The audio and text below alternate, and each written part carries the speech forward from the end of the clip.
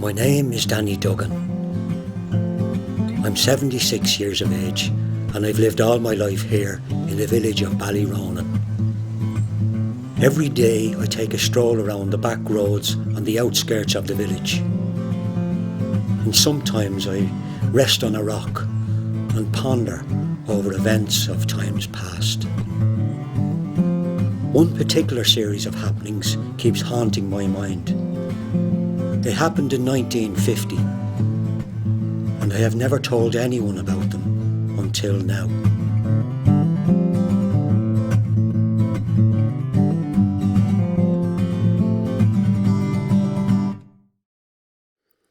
I lived in a small house in the village with my father and my grandmother, my mother having died when I was 5.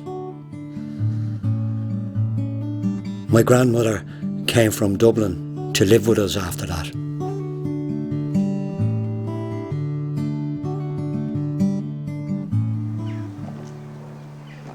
Most Saturdays in summer would be spent outside my house, sitting reading comics with my school friend Bob Coogan.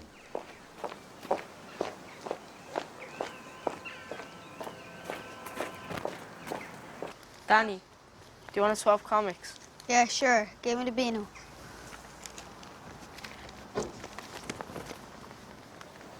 We were both altar boys in our local church.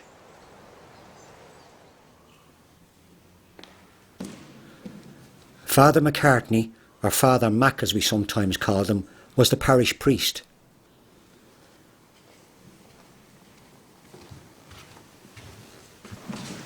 He was a very kind man, and he would always give us sixpence for serving a funeral mass.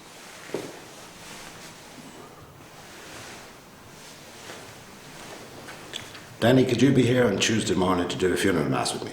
Yes, Father. Thank you.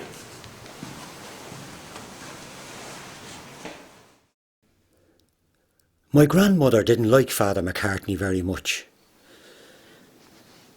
Whenever she would see him walking on the road behind our house, she would always make some sort of a comment.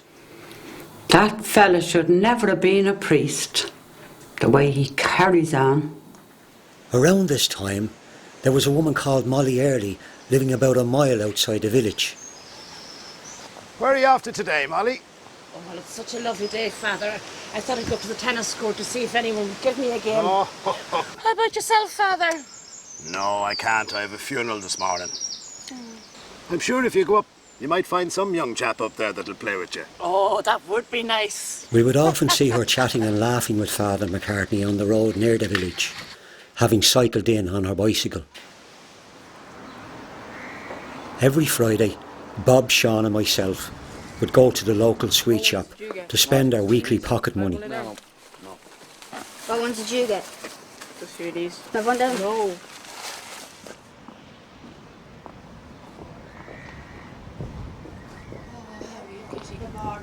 We would sit on a bench between the shop and the local pub, eating our sweets. Thank you.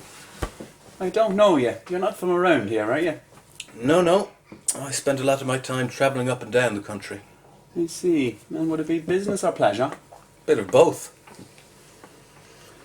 How's your business round here, anyway? No complaints. Well, kept going. Is that the right time? Oh, yeah, she's near enough, yep. I'd better be off. Goodbye. See you now. Mind yourself.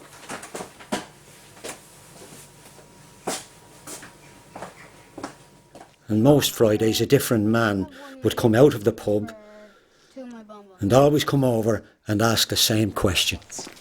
Hey, Danny, I'll swap 3 of your bonbons for 2 of my bullseyes. No, that's not fair. That's the deal. Take it or leave it. No, not fair. Boys, Take it or leave it. do you know where Molly Early lives? You go down there to your right and then take the next left. Thank you.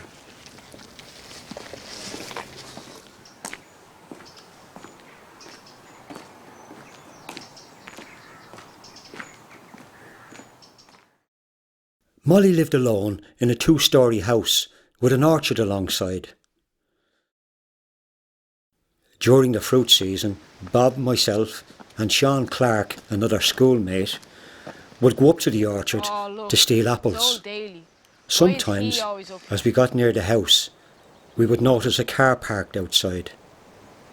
We knew this car belonged to Mr. Daly, the local butcher. We wouldn't dare go near the orchard if he was there. I remember this tree had the sweetest apples last He year. saw us once and chased us. Get out of those trees! You feckers, run! It's all Dave. Run, you feckers, run! Sometimes he would deliver me to Molly and leave. Other times, he would stay.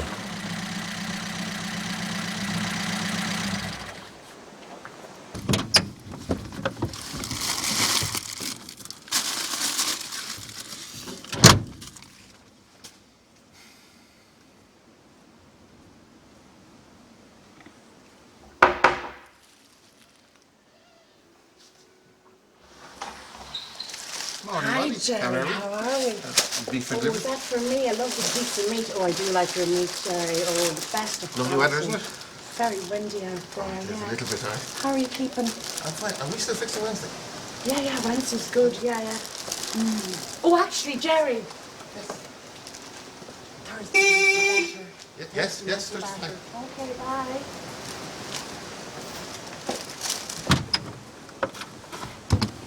That was rude.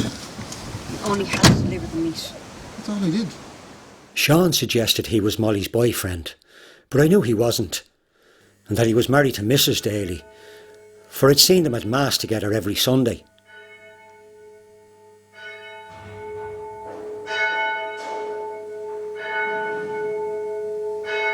We always had a regular routine in our house on a Sunday morning.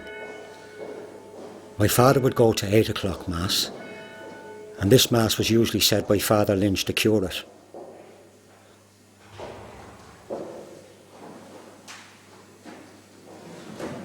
My grandmother and I would go to the 11 o'clock. This would be said by Father McCartney.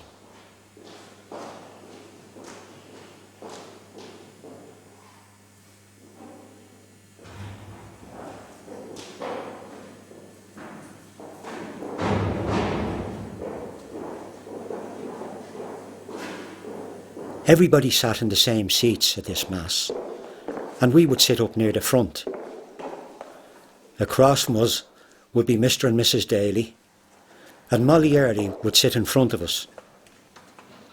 I often noticed Mr. Daly and Molly exchanging glances before Mass started. Mrs. Daly would appear to become annoyed by this. Thank you, Father. It was a lovely one. After Mass, Father McCartney would stand outside the church door and greet people as they came out. Good morning, Father. Most people would just say, "Good morning, Father," and move on. Lovely ceremony, Father. Thank you.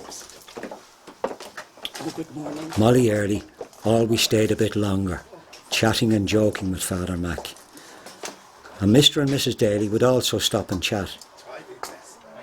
But Mrs. Daly was always anxious to leave, even though Mr. Daly would be enjoying the banter with Molly and Father Mac.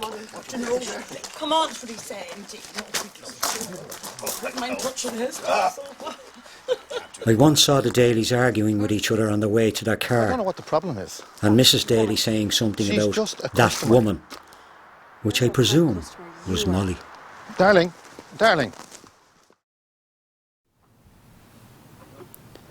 In early summer, the fun fair would arrive in the village.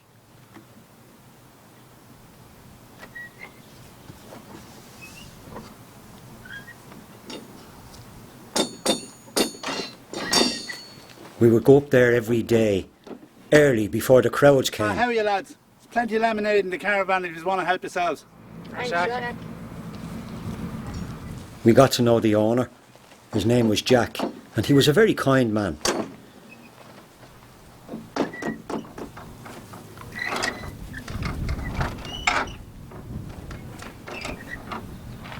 He would give us free drinks and free rides on the swinging boats. How are you, boys? Want a free spin?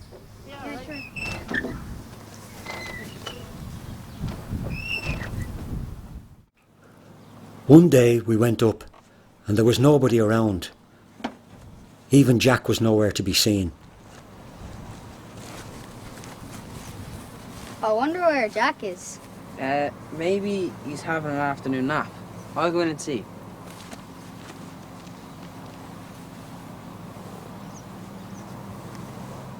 Sean tried the caravan door, but it was locked. There's Molly's Just brother. then Bob spotted Molly's Maybe he's bike gone to parked pub with Molly nearby. early. Yeah, that's it. The pub We was assumed Jack We'll wait a while. and Molly had gone to the pub, To start off like Jack did. so we decided to wait. Sean and Bob got into one of the boats and I tried to push it, but I wasn't able to. We waited for over an hour and were just about to leave when the caravan door opened. Oh, hello, boys. You looking for Jack? He'll be out soon. And out stepped Molly.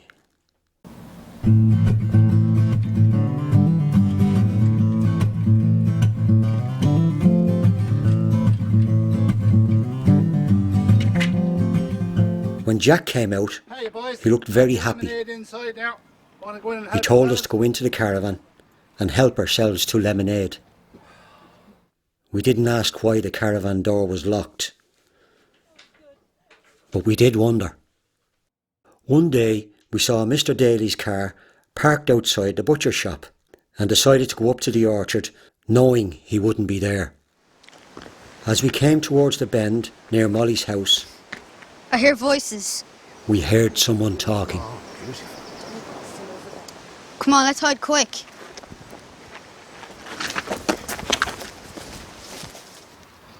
I'm going to chance a look. It's Molly and Father Mac. They're going into the house. If Father Mac sees us, we will not be allowed to serve Mass again. And we don't want that now, do we? No, we don't. Definitely not. I know. We'll flip a coin. Heads we go in, and tails we don't. Okay. Yes. It's heads. In we go, so. A few minutes later, we were in the orchard.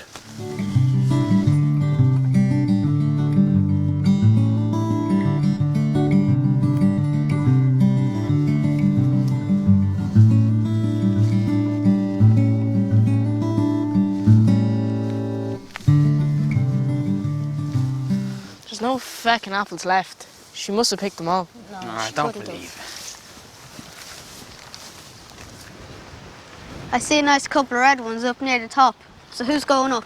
Eventually we came to the tree beside Molly's house. No, me neither. Guess We it's had gonna never have to been be up me. this tree before Pair of cowards because it was too near the upstairs window, and we were always afraid she would see us. As I reached the branch where the red apples were, I turned and looked into the window. I was shocked at what I saw. Molly Early and Father McCartney in bed together.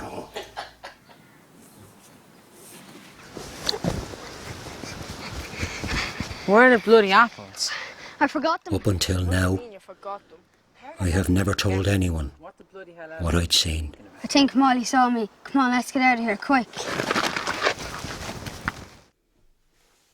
Every summer, a tennis tournament would take place down at the local club. Molly was a member of this club, even though she couldn't play very well. I'm so sorry.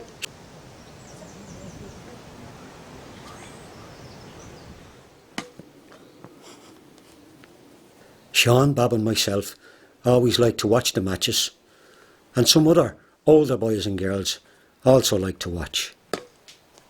Two of the older boys were talking, and I overheard one say to the other, "Did you know Molly Early is a prostitute?" Jeez, I didn't know that. I didn't know what this word meant. Prostitute. I thought it was some sort of a religion. I know that Mr. and Mrs. McElderry from the big house were Protestants, and I once heard my father say that the MacGyver family from down by the river were Presbyterians, but I never heard any family who were prostitutes. During one of these matches in which Molly was playing, she missed the ball when it came to her, and it rolled over to the fence where we were standing. When she bent down to retrieve it, we could see she wasn't wearing a bra, and her breasts were almost totally exposed. Well done. Well done indeed. Well done. Good game. Good game. When summer ended, there wasn't much to do.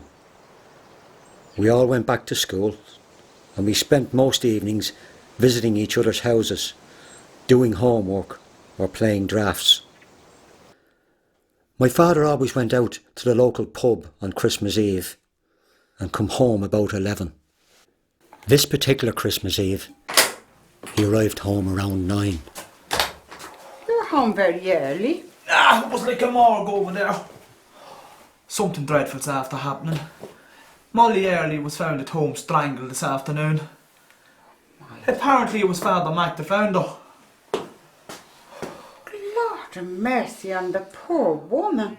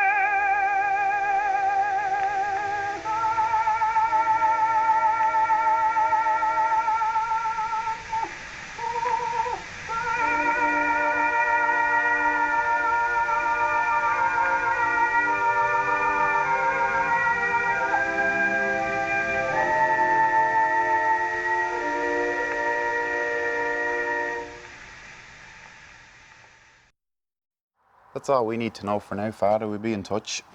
Thank you. Thank you. There was a lot of police activity around the priest's house over the following few weeks.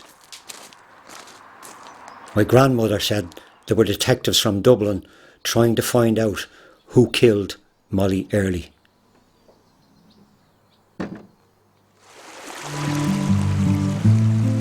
One day, Sean and I were on our way to school when we noticed a number of people on the bridge over the river. The local guard was there, and he told us to just keep walking, so we couldn't see what was happening.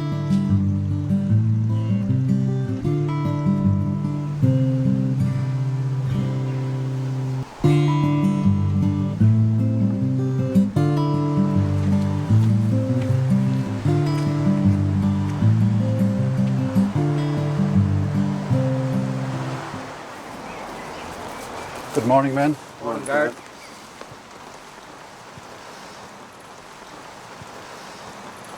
Was it yourself found the body? No, it was Jimmy here.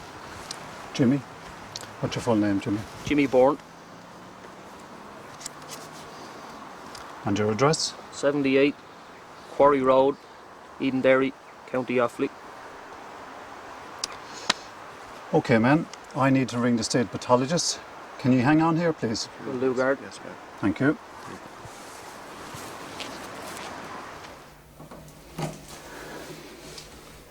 I've something to tell you, Danny. Next morning, my grandmother told me what had happened. Father McCartney's body was taken out of the river this morning. Apparently, he drowned there sometime last night. But why would he go swimming in the dark of the night? Or was he walking and fell in? We don't know, Danny. Nobody knows what happened. That night, as I was on my way to bed, I overheard my father and grandmother talking in the kitchen. Danny gone to bed? Yes, he went up a few minutes ago.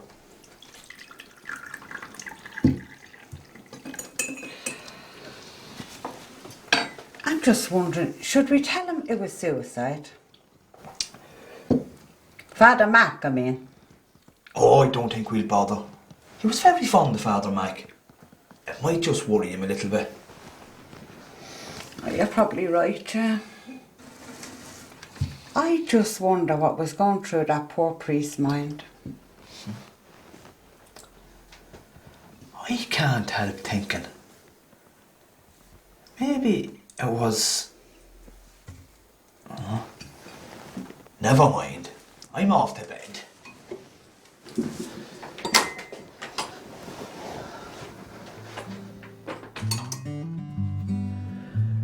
I was 18 before I learned what a prostitute was. It was Bob's older brother, home from England, who told me. It started me thinking about all the things that had happened in the village when I was 12. I recalled Molly Early and the way she dressed at the tennis matches. Mr. Daly the butcher and his car parked outside her house. Jack the fairground man and the locked caravan door. The men from the pub asking directions to her house. But most of all, I remembered Father McCartney and Molly in bed together. Molly's killer was never found, and nobody knows why Father McCartney committed suicide. I pray for him every night. He was my friend. And so, these two mysteries remain, and they hang like a dark cloud over this village to this day.